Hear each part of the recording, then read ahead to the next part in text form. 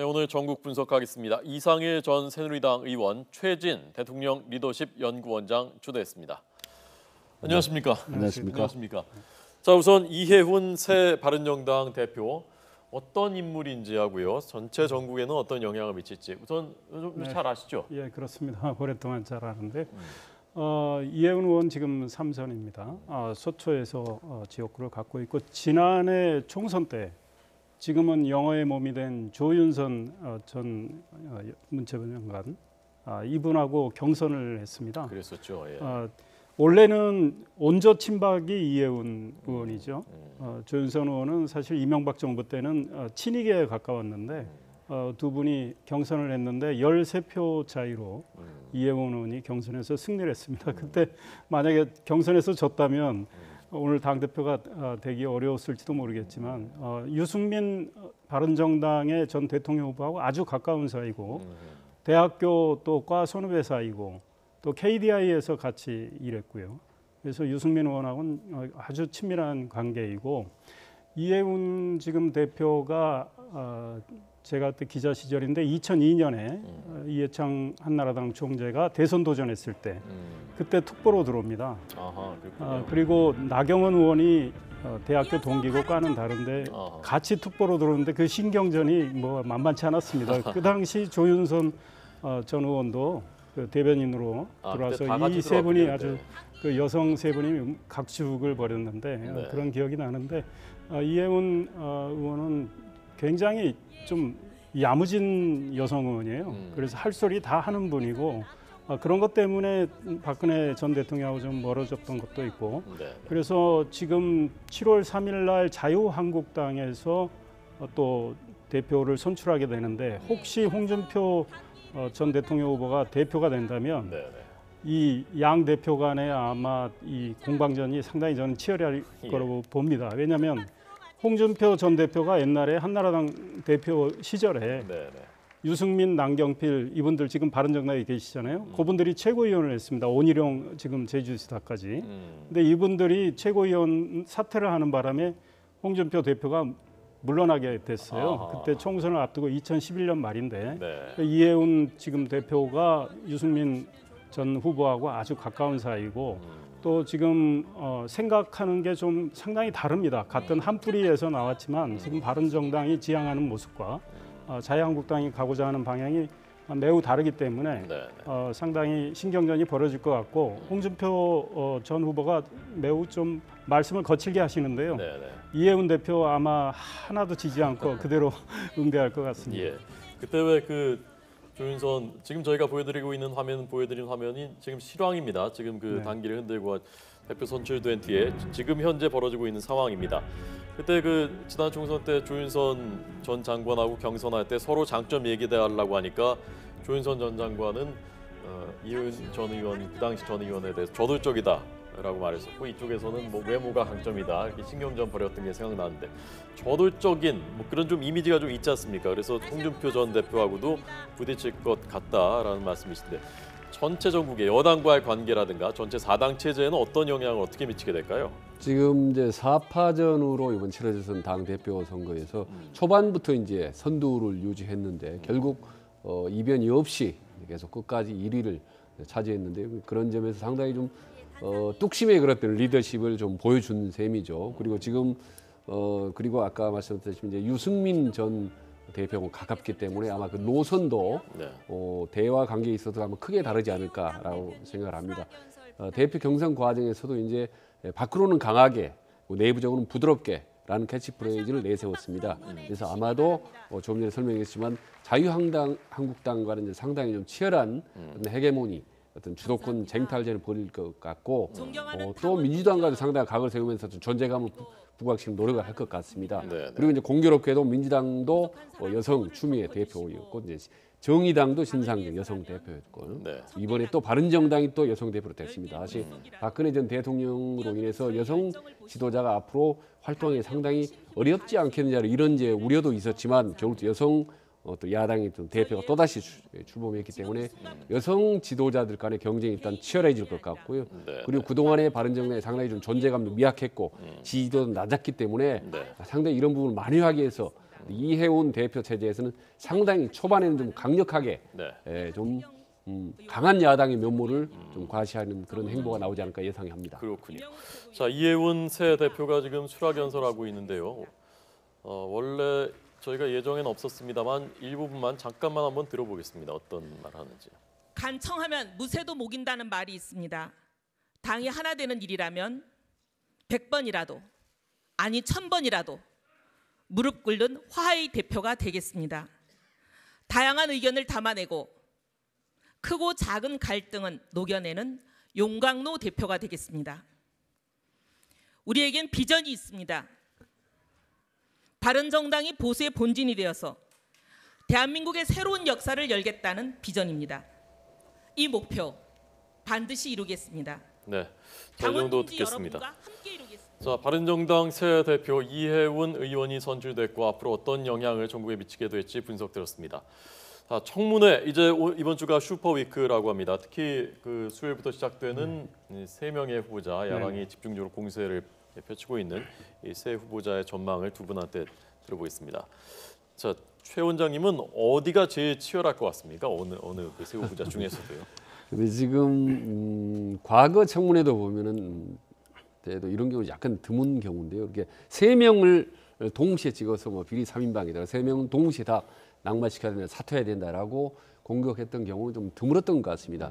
그런데 과거에도 보면요, 세 명을 강력하게 공격하면서도 내면적으로는 1순위를 정해 아시다시피 그래서 이른바 이제 심지어 과거 권위정부 시절에는 빅딜이 내부적으로 이루어지기도 하죠.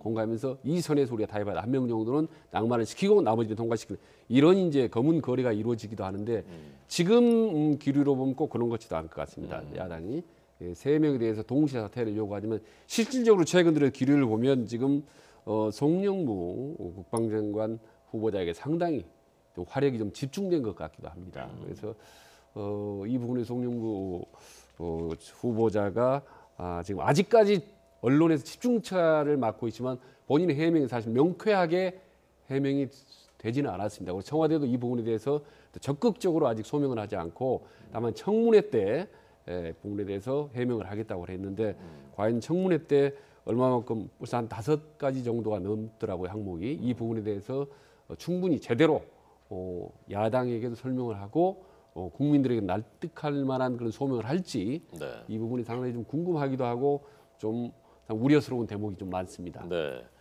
국민 여론이 변수 중에 중요한 변수 중에 하나일 텐데 그 일반 서민들은 모르는 그런 세계가 있다. 라는 발언이 굉장히 악재로 작용하는 것 그렇습니다. 오히려 서민들을 더 화나게 그런 발언을 했는데 지금 송영무 국방부 장관 후보자의 경우에 명백히 지금 위장 전입은 4차례가 있었단 말이죠.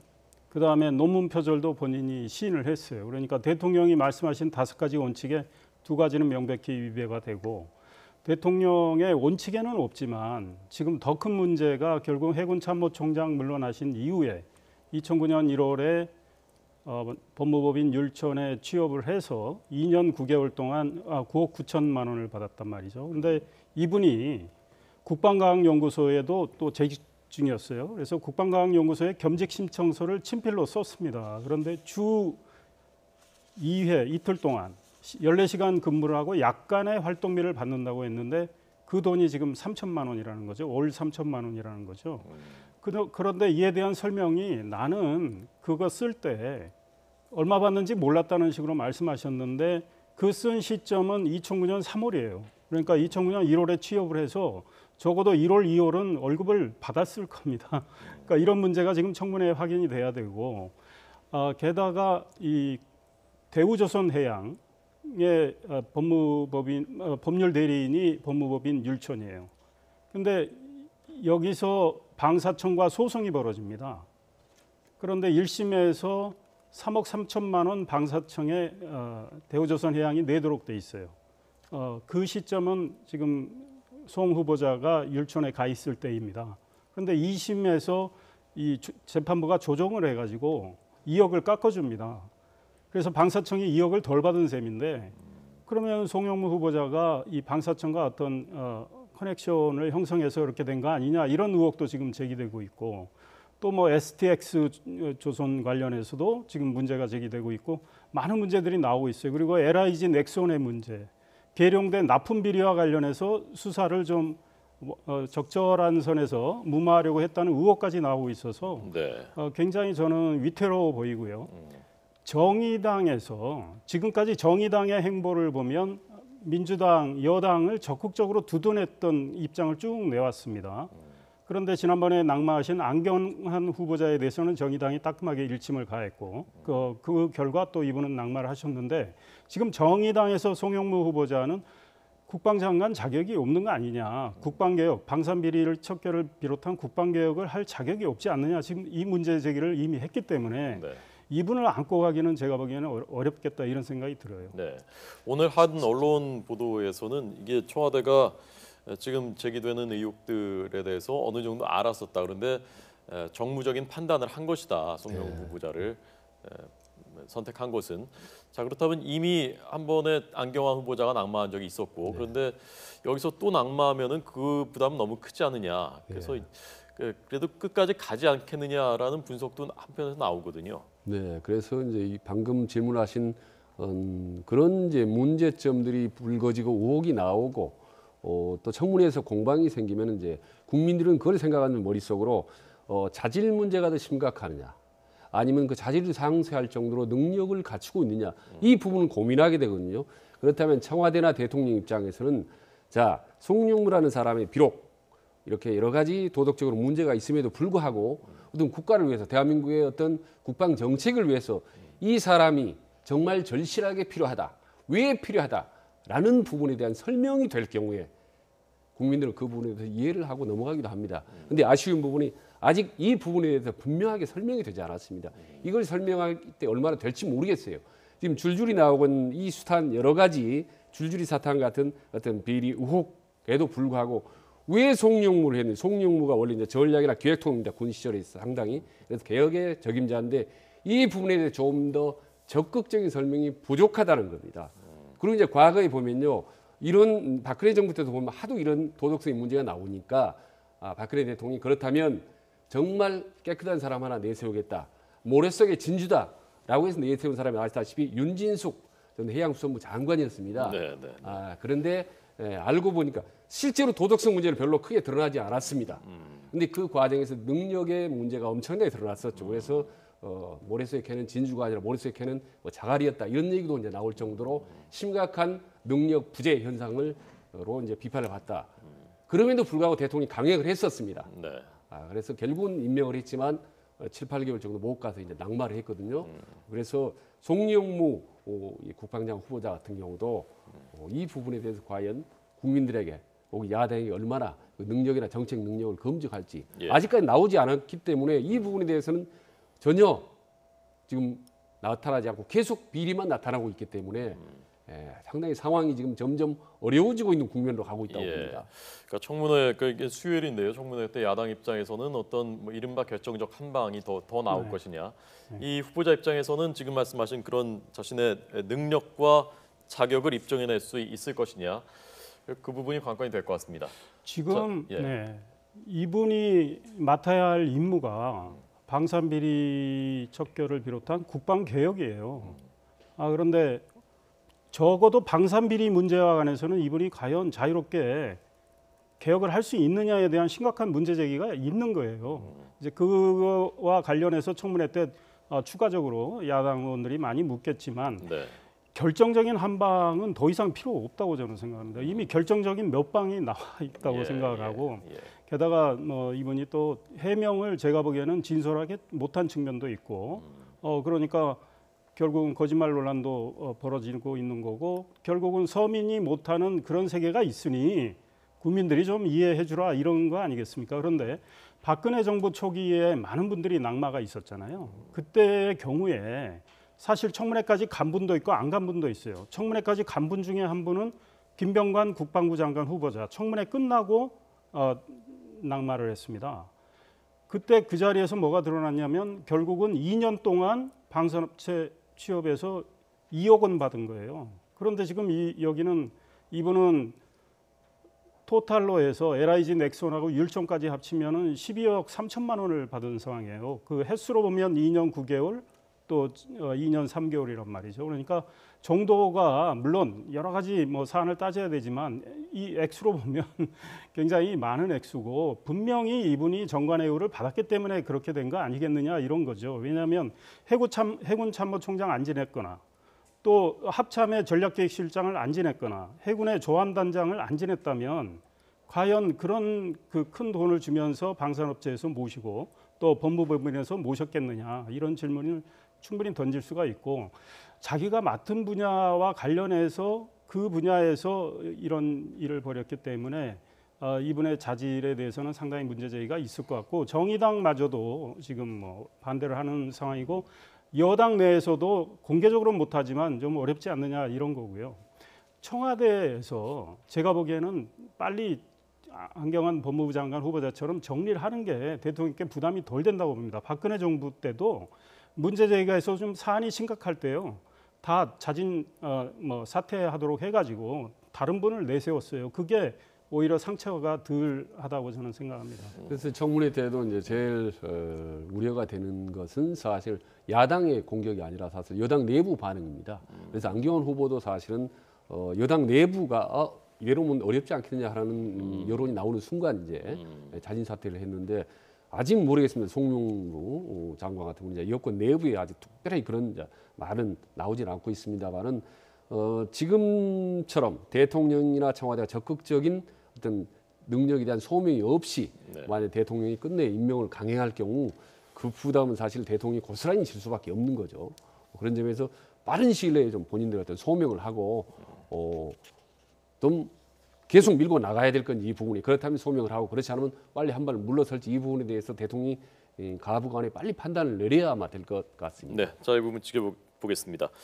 끝으로 김상곤 사회부총리 겸 교육부 장관 후보자에 대해서 어떻게 전망하시는지 두 분에게 짧게 듣겠습니다. 지금 보면 김상곤 장관 같은 경우는 이제 민선 1, 2 교육감을 지냈다. 그래서 이제 공고유기를 정상화하겠다는 것이 어떻게 보면 이제 문재인 대통령의 어떤 적진 관심사 아니겠습니까? 그래서 이제 특별하게 부총리 겸 장관을 임명을 한 건데 지금 어떻게 보면 제일 문제가 되는 부분이 아마 진보 진영 어떤 논리들 이런 부분들 주한미군과 과거 이런 부분들인데 저는 어떤 색깔론이나 이런 부분들은 적절치 않다고 봅니다. 그런 부분들은 그건 뭐냐면 과거의 운동권 출신들이 흔히 내세웠던 것들이 이제 뭐 반미라든지 비슷한 이제 구호들이었던데 그건 이제 낡은 그런 이제 구호가 됐기 때문에 그 부분을 갖고 물고 늘어지는 적절치 않다라는 부분 한 가지고 그리고 또 하나는 이제 김병준 전 정책실장이 나와서 증언을 이제 실질적으로 할지는 모르겠습니다만은 만약 그 부분을 정말 논문 표절 문제를 가서 문제 제기할 경우는 이거는 마치 옛날 본인에게 당했던 그 부분을 그대로 안 갚음한 것 같은 그런 볼썽사나운 모습을 연출할 수 있다. 그렇다면 다음에 만약에 김상곤 부총리가 되고 나서 혹은 다음 정권에서 또 본인이 나와서 그 부분을 공격한다. 이렇게 꼬리를 물고 넘은 너무나 악순환. 이건 정말 있을 수가 안 된다. 그래서 특히 교육부 장관 같은 경우는 중앙 우리 공교육을 어떻게 정상화될 것인지 이런 정책적인 교육의 어떤 청사진이나 이런 부분에 정책 능력에 집중적으로 좀 포커스를 맞추어져야 될 거라고 봅니다. 지금 말씀하신 거와 관련해서 김병준 전 교육부 장관 18일 했습니다. 장관 하고 나서 18일 되고 나서 18일 만에 물러났는데 그때 김상곤 후보자가 교수노조 위원장으로서 이 표절 문제 삼아가지고 낙마를 했단 말이에요. 근데 청문회에는 안 나오신다고 했어요. 증인으로는 채택이 됐는데 왜냐하면 상대할 가치가 없다 이런 말씀을 하셨어요. 이분은 논문을 70편 이상 쓴 정말 학자인데 그리고 그 표절의 정도도 지금 김상곤 후보자의 표절의 정도보다 훨씬 약하다고 본인 생각하시는 것 같고 청문 과정에서 나오겠지만 김상곤 후보자 표절 문제 심각해요. 그런데 이 표절 문제는 교육부 장관이기 때문에 따져봐야 되는 겁니다. 단순히 뭐 공교육 정상화 이 정책만 우리가 볼 수는 없어요. 박근혜 정부에서 김명수 교육부 장관 후보자도 그다지 심하지 않은 표절로 낙마를 했습니다. 그러니까 지금 박사학위 논문 44곳 표절 의혹, 석사학위 논문 139 표절 의혹은 이건 반드시 따져봐야 돼요. 그럼 그분의 교육부 장관으로서 맡을 자격이 있느냐 없느냐의 표절이 중대한 기준이 된다고 봅니다. 게다가 색깔론으로 뭐 낙인 찍어서 막 적당히 넘어가자 이럴 수는 없을 것 같아요. 왜냐하면 교육부 장관은 뭐 본인의 생각이 있죠. 철학이 있지만 그래도 어느 정도 균형 감각을 갖고 아이들 교육을 해야 되는데 정말 이념적으로 너무나 치우쳐 있고 편향적이라면 우리 교육에 걱정하는 부모들은 많이 있을 것 같아요. 그래서 이 문제는 청문 과정에서 그분의 철학을 들어봐야 되기 때문에 뭐 과거에 여러 가지 이분의 문제는 있어요. 뭐 한미동맹 폐기하고 주한미군 철수하고 그래서 그걸 뭐 지적을 해봐야죠. 지금 생각 어떤지 모르니까. 그래서 이분의 생각은 들어봐야 되겠지만 교육부 장관이 너무 편향이 돼 있으면 우리 교육 현장에는 갈등과 분열이 생길 거라고 생각합니다. 제가 하나 말씀드리면 짧게 과거 해주십시오, 정부에서 보수 정권에서 아주 보수적으로 편향된 사람을 교육부 장관에 임명했던 것은 그런 별 문제가 없었습니까? 그분들 때문에 사실 많은 교육계의 어떤 편향이랑 교육과서 논란들이 많이 있었지 않습니까? 그래서 그 대통령의 진보 성향이 있으면 사실 진보적 장관을 내세워서 진보적 교육 정책을 실시하는 거고 그래서 만약에 그게 잘못되거나 문제가 부딪히거나 하면 그 책임은 대통령이 지는 거죠. 그렇기 때문에 그 정권, 그 대통령이 누가 되느냐에 따라서 그 성향에 맞는 그 철학에 국정 철학에 맞는 대통령 혹은 장관을 임명하는 것은 딱 한 말씀만 당연하다고 드리면요. 생각합니다. 박근혜 정부만 해도 그다지 지나치게 편향적인 분은 교육부 장관으로 없었어요. 황우여 전 한나라당 대표가 교육부 장관 했지만 그분은 야당도 평가할 일정 부분 평가할 정도로 편향적이지는 않았어요. 네, 자 여기까지 하겠습니다. 좀 더 듣고 싶은데 시간이 다 돼서 제가 시간 늘릴 수는 없고 김병준 전 장관은 안 나오겠다고 조금 전 밝혔군요. 자신의 블로그에 청문회는 안 나가겠다라고 밝혔다는 그 말씀 맞습니다. 자 오늘 두 분 잘 들었습니다. 고맙습니다.